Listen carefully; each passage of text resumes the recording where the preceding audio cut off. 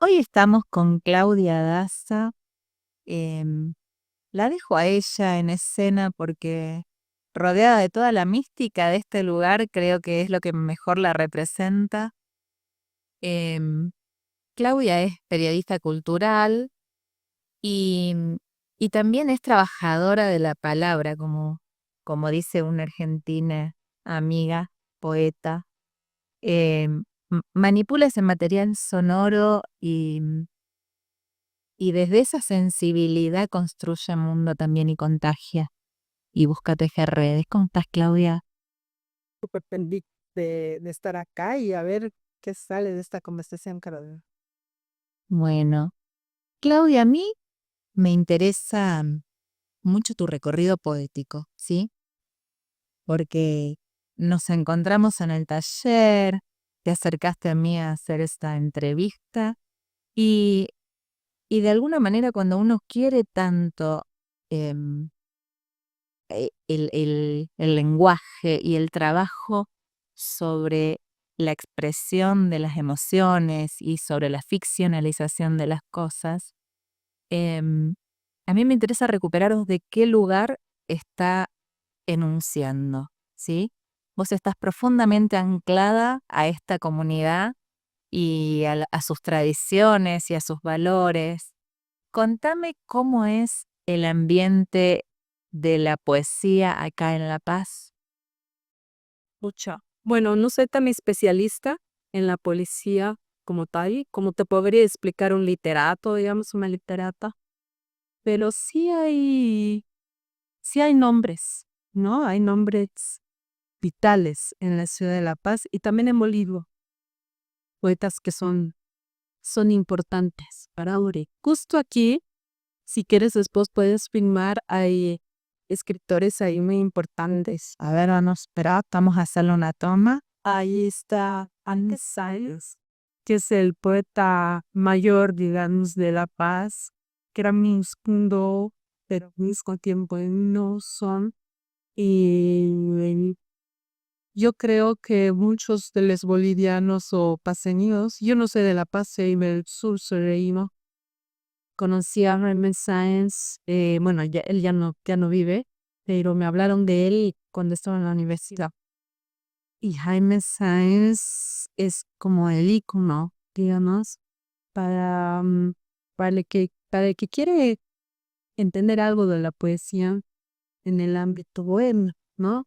Y muchos dicen, ay, nadie sale de Jaime Sáenz porque son Sáenz, Sáenz, Sáenz, pero es ahí que yo creo que sí hay que leer, que sí hay que conocer, que es un escritor eh, demasiado mágico, ¿no? Dijo que Sáenz para muchos ha tenido algo de importante. Por ejemplo, yo encontré, sin saber, encontré en los cuadernos de mi papá y era una caja con cuadernos de sus estudios y había un libro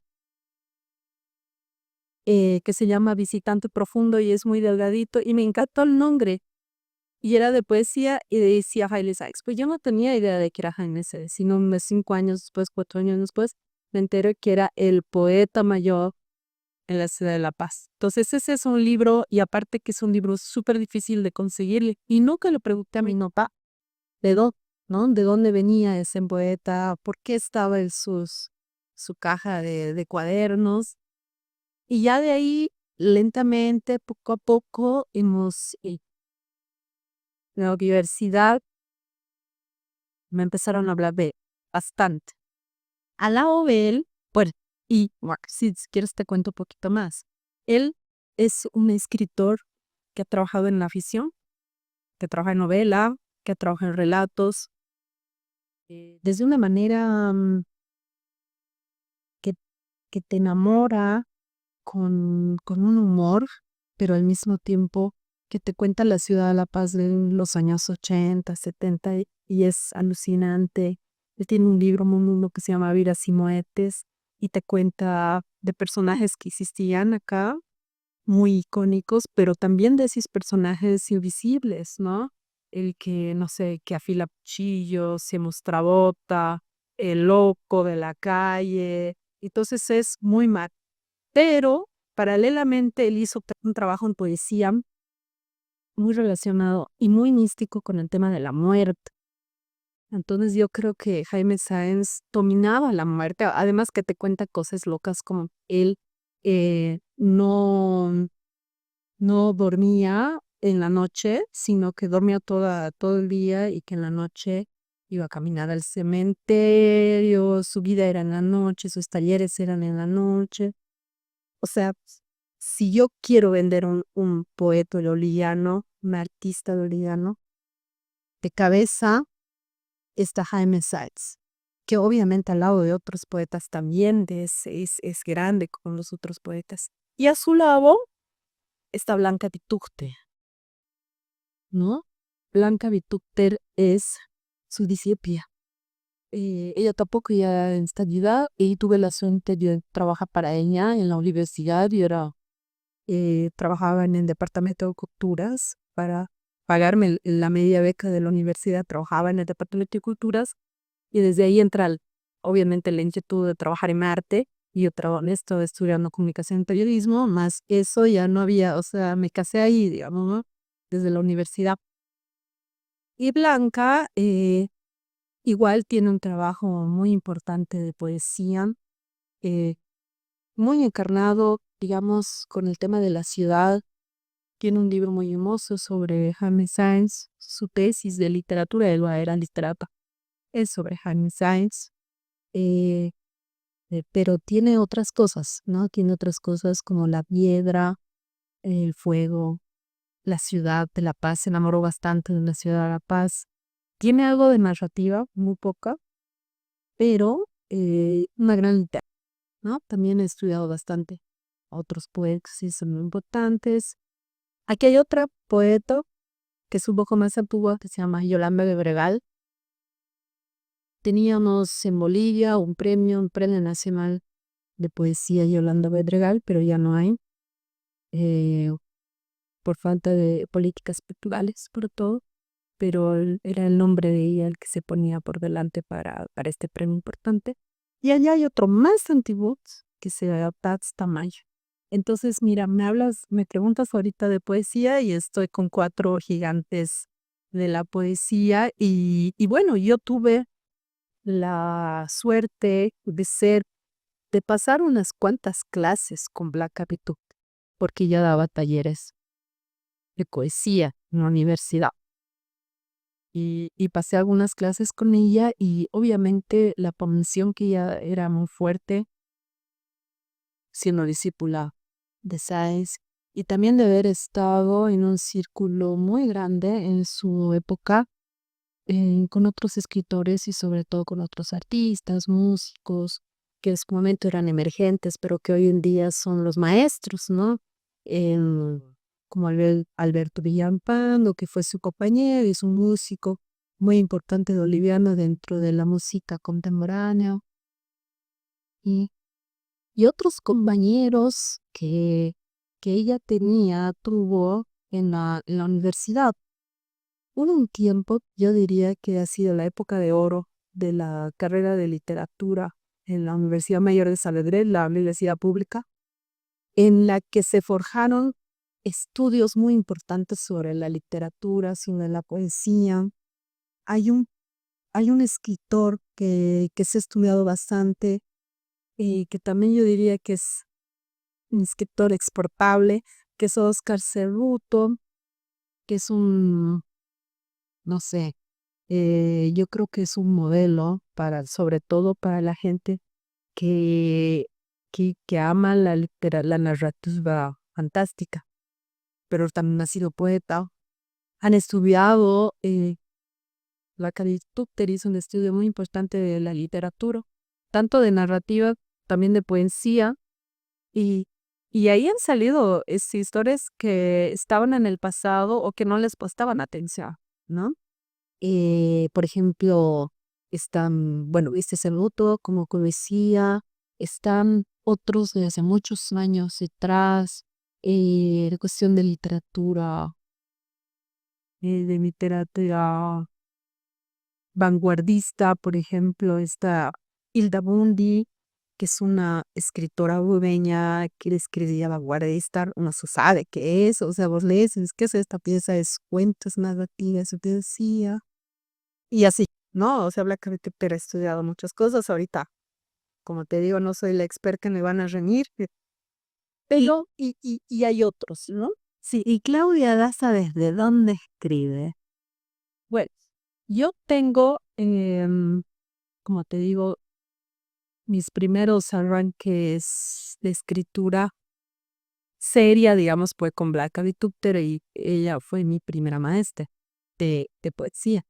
Pero después tuve tres también, o dos fundamentales para mí de poesía que fueron Jessica Proidental, que es una poeta Moncobel, es más, podría decir que yo soy su mayor por un año, o ella por todos somos iguales, pero es una gran poeta.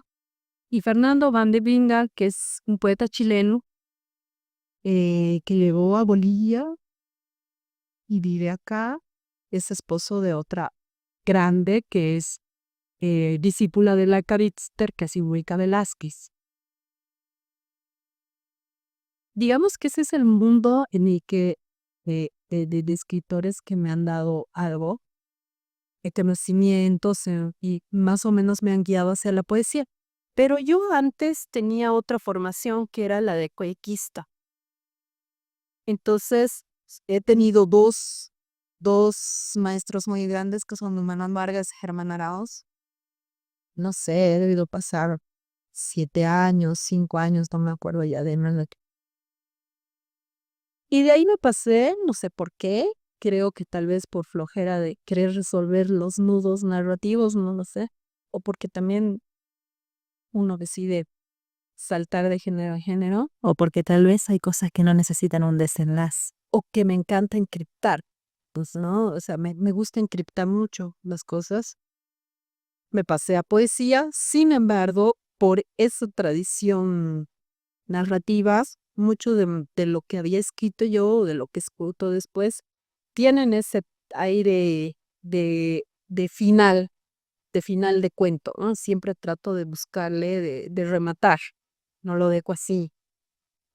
Y lo que me ha gustado mucho de los poetas, de estos poetas, es el un poquito distanciarse de la voz propia, sino jugar a darle la voz a otras personas. Entonces, en algún momento, tengo un libro, el más oficial, digamos, que cuenta, y yo podría decir que es poesía policíaca, ¿no? Eh, Porque, claro, te muestra el mundo de la trata de niñas, de chicas, pero desde diferentes voces, ¿no? Desde la voz del tratante, desde la voz del tipo que va a un lenocinio, desde la voz de prostitutas, desde la voz de un policía. eh, y está planteado como un guión de cine, porque también escribía guiones.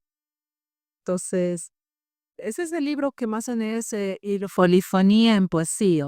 sí, me gusta dar las voces y pensar, ¿no? Pensar. Y yo creo que eso es, por eso te decía lo de la narrativa, porque y yo creo que esa es la raíz del escritor, más que todo la narrativa, ¿no? Porque igual cuando estaba en el colegio, me hice de todo narrativo. Claudia, infinitas gracias por este espacio, por este ratito de vida que compartís con nosotros. Yo te voy a dejar una tarea porque de acá que vuelva a Buenos Aires a mí me gustaría tener algún video para intercalar. Con los músicos lo suelo hacer para intercalar las performances. Algún fragmento puede ser de ese libro, de algo que quieras compartir, leído por vos. Podemos grabar algo de Blanca Tuchter. Bueno, lo que vos tengas ganas de compartir. Blanca Tuchter. Bueno, a ver, ya que estamos ahí, Ya que estamos acá, les contamos dónde estamos, porque además, miren lo que es esta mesita, miren, es un libro esta mesita. Es una belleza. hacemos un café de ahí que ama mucho la cultura. Naira y Aquí el menú tiene nombres de los escritores, justamente de los que he nombrado, y de gente que... Y también yo diría que una de las cosas que me inspiran a escribir es porque he entrevistado a muchos escritores y también hoy he ido a ver, ¿no?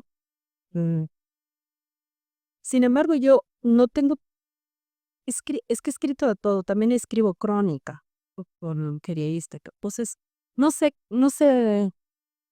dónde ubicarme ahora, pero el periodismo me encanta. Tal vez no haga falta ubicarse en un lugar desde una Entonces digo, tal lugar vez, atractivo, ¿no? No. tal vez quiero ser como Hilda Mundi, ¿ya? Así que no sabe, no, es que no sabes, que escribe cosas. Porque a los rótulos los pone en el otro, los Sí. pone otro, la escritura es anterior. Ay, bueno, a ver, este es un libro, es una nueva edición de El Cuervo, pero de un libro de hace muchos años y dos libros. Pero Blanca Tunter, mira, yo sé que quiere que su voz se escuche ahorita porque está aquí y está aquí de ambos lados, ¿no? Entonces, a ver, te voy a leer un poema del libro de 1982, Manera Mate. El libro se llama Madera Viva y Árbol Difunto. Y dice, no se mira hacia arriba, se mira hacia abajo, por las laderas y las casas en viento, se mira hacia abajo. Así se ven las luces, parpadean y prometen, perfectas. Las luces allá abajo cavan un hueco en el cielo, y con las luces, aremolinando la vaca, todo se espera, el día que no llega, y se espera. Eres el monte de donde salió aquella piedra sin pies ni manos. Con las lluvias de febrero, los ríos van cercando la ciudad, con las montañas que estrechan el sitio. Año tras año se espera, vigilando las horas, las lluvias, el día que no llega. Piedra sin resistencia en las manos, ni huida en los pies, cortada de aquel divino monte. Hace poco casi sucede, un relámpago de voces, solicitaba el alba y hervía el aire en los bares, en los ángeles, de un sol imprevisto, y en el modo de apoyarse en los árboles, el viento y los ojos circunstanciales, como un enorme temblor de ola, rompiendo un paisaje inmóvil. Óyeme, desde el monte de arriba en el que permaneces, óyeme, desde el monte de abajo en el que estás. Pero sucede que en los muros de cal si estará un silencio, que la sed malura un desierto, pero sucede que en las huellas, andando mucho a la herrumbre, una fuel geografía ritual gira mostrando los dientes. Blanca Vitugto. Increíble final de entrevista.